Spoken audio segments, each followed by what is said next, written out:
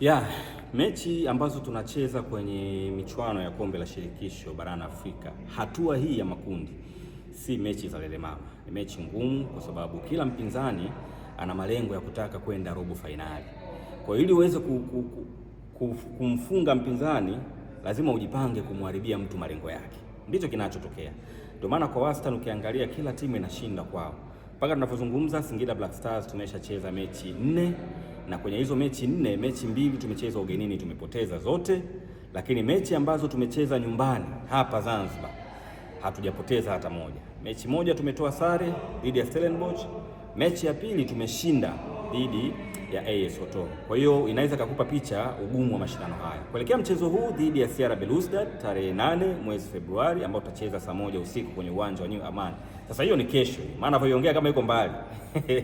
Kesho maandalizi kwa upande wa kikosi ya kiufundi yamekamilika kwa zaidi ya 90 na leo ni siku ya mwisho ya maandalizi. Ile 10% iliyobaki tunaamini inaenda kumalizikia leo, halafu jukumu linabaki kwa wachezaji kwenda kutafsiri kile ambacho kimefanyika kwenye uwanja wa mazoezi, kukihamishia kwenye uwanja wa mechi tupate alama 3. Tunaamini licha ya ugumu wa mshindani ambaye tunaenda kukutana naye, kwa dhamira ambayo tuko nayo, tukiangalia namna ambavyo mwenendo wa timu yetu, uwezekano wa kupata ushindi upo.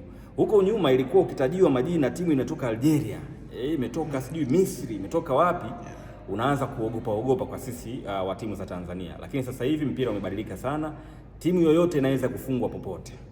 Hawa CR Belouizdad hawa licha ya ubora wao, lakini wameshapoteza mechi zote walizocheza hapa Tanzania. Washapoteza dhidi ya Simba, walishapoteza dhidi ya Yanga. Haitakuwa ajabu wakipoteza dhidi ya Singida Black Stars. Lakini hiyo haitoshi kuwachukulia poa, ni timu nzuri na tumeona wanafanya maboresho ya kikosi hivi karibuni. Kwa haitakuwa mechi rahisi, lakini pia si kwetu tu, hata kwao haitakuwa mechi rahisi vile vile. Kwa maana ya mmekuwa mkipata pia support hapa Zanzibar kwa mashabiki, mnawaambia nini mashabiki wa Zanzibar ambao wamekuwa wakiwaunga mkono, lakini hata ambao wako bara wanaweza kuja? Mashabiki ambao wana shauku ya kuja kuishuhudia Singida Black Stars kesho, tayari wachezaji wameshajimilikisha hii mechi. Kama watu wanapitia kwenye mitandao ya kijamii, kwenye peji za Singida Black Stars, wataona wachezaji wameamua kuiita hii mechi ni mechi ya taifa. Yaani wakisema mechi ya taifa wanajua kabisa dhamira yao ni ushindi na kuiwakilisha vizuri bendera ya Tanzania hapa nyumbani. Kwa mechi ya taifa haibagui, ni mechi ambayo kila shabiki, ukianzia shabiki wa Singida Black Stars, uwe ni shabiki wa Fufuni, uwe shabiki wa JKU, uwe shabiki wa Mlandege kwa hapa Zanzibar, uwe shabiki wa Simba, uwe shabiki wa... tena hapo mashabiki wa Simba tunawakaribisha kwa wingi kweli kweli. Hii ni mechi ya kwenda kupata faraja ya mioyo yao.